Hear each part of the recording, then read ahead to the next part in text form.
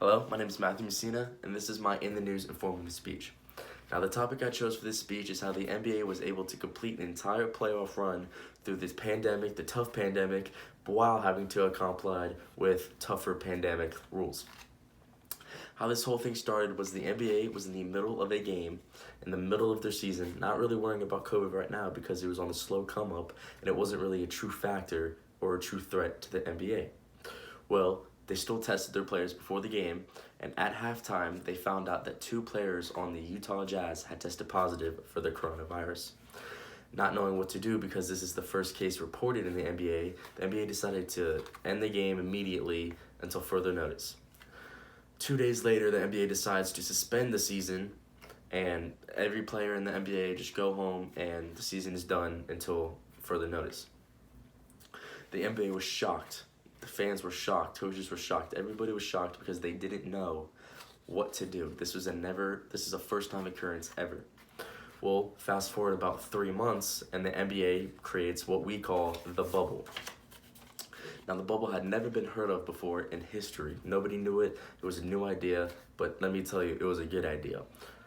And what the bubble consisted of was all the teams that were contending went to Walt Disney World in Orlando, Florida, where they stayed at 3 hotels, and they stayed there for 2 to 3 months while they played basketball. They had 4 total practice courts there. They had 4 total basketball courts there, 2 practice courts and 2 game courts. 16 teams total went, and they had split time on the practice courts while also playing on the game courts.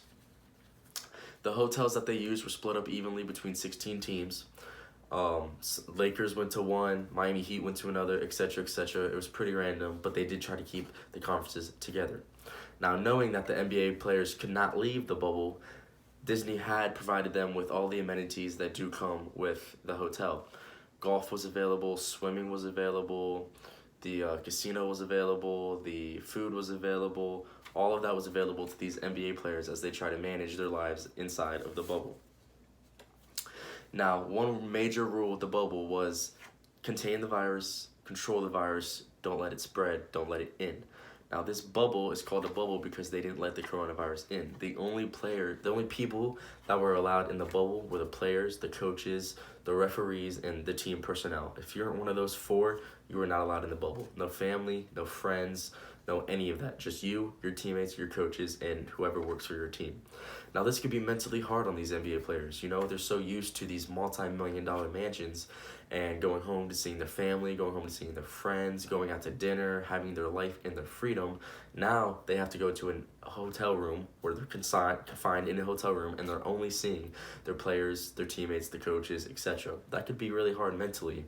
And Jaylen Brown, who plays shooting guard for the Boston Celtics, has even come out verbally talking about depression and how the bubble caused this. Paul George of the Los Angeles Clippers has also talked about depression and what's caused this.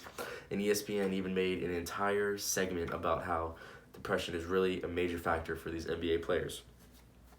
Jaylen Brown, and I quote, says, "I'm so used to playing basketball and going home. Now I'm playing basketball and then just playing basketball." So he was a big advocate on mental health and how it was really affecting him in the bubble. The NBA players, not only did they face the depression in the bubble, but they also faced a huge dilemma. Now, the NBA players, they were there for one goal and one goal only, and that was to win an NBA championship. Now, in order to win this championship, you have to win 4 rounds, 4 7-game series, and then you're an NBA champion. Well, that was a dilemma for some of these players because a lot of these players wanted to go home. They wanted to get back to their normal life. They said, okay, I'm good. This year, we don't really want to win it. Let's go home. But a lot of the NBA players are also like, we're already here. Why not try to win the whole thing?